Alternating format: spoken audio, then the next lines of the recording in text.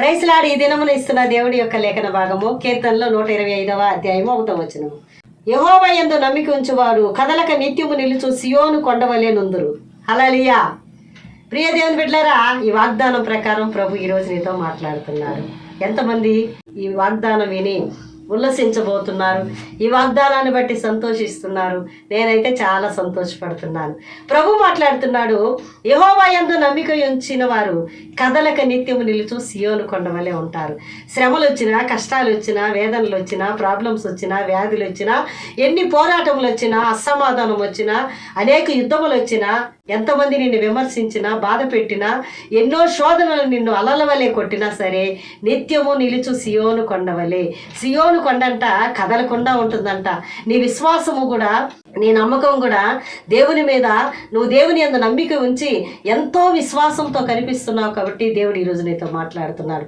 యెహోవా యందు నమ్మిక ఉంచువాడు నిత్యము నిలిచి ఉండు సియోను కొండవలే ఉంటారు.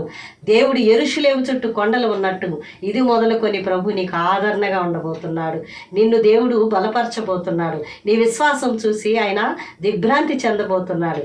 ప్రియ దేవుని బిడ్డలారా, శతాధిపతి అనే ఒక వ్యక్తి ఉండేవాడు. ఆయన మరి యేసుక్రీస్తు ప్రభు వారి దగ్గరికి తన పనివాడు అనారోగ్యం కలిగి పక్షవాయువు రోగం కలిగినప్పుడు ప్రభు దగ్గరకు వచ్చి, ప్రభువా, నా యొక్క దాసుడు రోగి అన్నాడు, స్వస్థపరచమంటే నేను వచ్చి ఆ బిడ్డని స్వస్థపరచుతున్నా అంటే, వద్దు ప్రభా, నువ్వు మాట మాత్రం చెప్తే, నువ్వు ఒక్క మాట చెప్పిన ఎడల ఆ వ్యక్తి మంచిగా అయిపోతాడు నా దాసుడు అని చెప్పగానే, ఇశ్రాయేల్లో సైతం ఇలాంటి విశ్వాసం నేను చూడలేదని ఆ వ్యక్తిని చూసి ఎంతగానో దేవుడు ఆశ్చర్యపడినట్టుగా మనం చూస్తున్నాం. అతని గురించి సాక్ష్యం చెప్పినట్టుగా మనం చూస్తున్నాం. ఈరోజు నీ విశ్వాసము, నీ నమ్మకం ఎవరి మీద పెట్టుకున్నావు?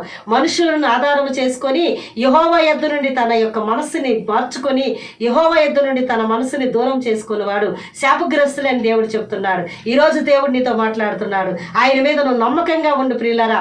ఎన్ని వచ్చినా, గాలి వచ్చినా, శ్రమ వచ్చినా, శోధనలు వచ్చినా, దేవుడు నా చెయ్యి పట్టుకున్నాడు, ఆయన చెయ్యి విడవడనే నమ్మకంతో నువ్వు కనిపించాలి. ఎలాంటి స్థితి వచ్చినా నిన్ను విడువని ఎడబాయిని దేవుడు. నా జీవితంలో ఎన్నో శ్రమలు వచ్చి, అయ్యో ఇక నేను మునిగిపోయాను ప్రభు అనే సమయంలో, ఇదిగో భయపడకమని చెయ్యి నా చెయ్యి పట్టుకొని మునిగిపోతున్న స్థితిలో నుండి లేవనెత్తి నాకు ప్రాణభిక్ష పెట్టి, ఆరోగ్యం ఇచ్చి, నెమ్మదినిచ్చి, శత్రువులు ఎదుట నాకు భోజనం సిద్ధపరిచి, అన్ని విషయాల్లో నన్ను బలపరిచిన అదే దేవుడు ఈరోజు నీతో మాట్లాడుతున్నాడు. నీ నమ్మకాన్ని ఆయన చూస్తున్నాడు. ప్రియులారా, నువ్వెందుకు కంగారు పడుతున్నావు? ఎవరు సహాయం లేక నువ్వు కృంగిపోతున్నావా? అందరికీ నేను మేలు చేశాను కానీ నాకు మేలు జరగలేదని బాధపడుతున్నావా? ప్రభు ఈరోజు నిన్ను ఓదారుస్తున్నాడు. నువ్వు ఉండే సన్నిధికి ఆయన వచ్చి ఉన్నాడు, నీ ఇంటికి వచ్చి ఉన్నాడు, నీ మందిరానికి వచ్చి ఉన్నాడు, నీ ఉద్యోగ స్థలానికి వచ్చాడు, నీ పిల్లల్ని ఆశీర్వదించబోతున్నాడు, నీకు ఉద్యోగం ఇవ్వబోతున్నాడు, గర్భాలు తెరవబోతున్నాడు, మూయబడిన ఆశీర్వాదాల డోర్స్ తెరవబోతున్నాడు. భయపడక నిత్యము నిలుచు సియోను కొండవలే నువ్వు కనిపించు. ఎన్ని శోధనలు వచ్చినా త్రుటిల్లొద్దు, ఎవరెన్ని మాట్లాడినా ప్రభువుని విడిచి వెళ్ళొద్దు. ప్రియులరా, దావీదు కుమారుడా, నీవు నన్ను ఆశీర్వదిస్తే కానీ నిన్ను విడవనని చెప్పి ఆయన పాదాలు గట్టిగా పట్టుకో. ఆయన ఎప్పటికీ విడవని దేవుడు. ఆయన నిన్ను చూస్తున్న దేవుడు. నీ ప్రతి సమస్య ప్రభువుని అడగకుండా రాలేదు ప్రియులరా. నిన్ను ముట్టువాడు ఆయన కనుగుడ్డుని ముట్టినట్టే ఆయన చిత్తం లేని తల వెంట్రుకైనా రాలదు. యెహోవా యందు నమ్మిక ఉంచువాడు కదలని సియోను కొండవలె ఉంటాడు. మన పితరులైన అబ్రహాం, ఇస్సాకు, యాకోబుల దేవుడు ఆయన నిన్ను చెయ్యి విడవడు ప్రియులరా. యాకోబు, ప్రభువా నువ్వు నన్ను ఆశీర్వదిస్తే కానీ నేను విడవనని చెప్పి రాత్రంతా పోరాడినప్పుడు, ఇక నుండి నీ పేరు యాకోబు కాదు, నేను ఇశ్రాయేలు అని పెడుతున్నాను, నీకు ఇశ్రాయేలు అని పేరు పెడుతున్నానని చెప్పి యాకోబుని దేవుడు ఇశ్రాయేలుగా చేయలేదా?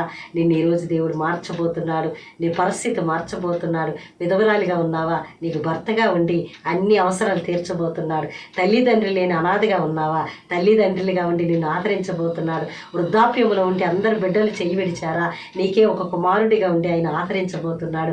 ఉద్యోగం లేదా? ఉద్యోగం అనుగ్రహిస్తాడు. వ్యాధితో ఉన్నావా? నార్మల్ రిపోర్ట్స్ అనుగ్రహిస్తాడు. ఇల్లు కట్టుకోలేదా? ఇల్లు కట్టిస్తాడు. రక్షణ లేదా? రక్షణ దయచేస్తాడు. నాకు చేసిన దేవాది దేవుడు నీకు చేయబోతున్నాడు. ఈ వాక్యాన్ని విశ్వసించు. ఈ వాక్యాన్ని వీరు.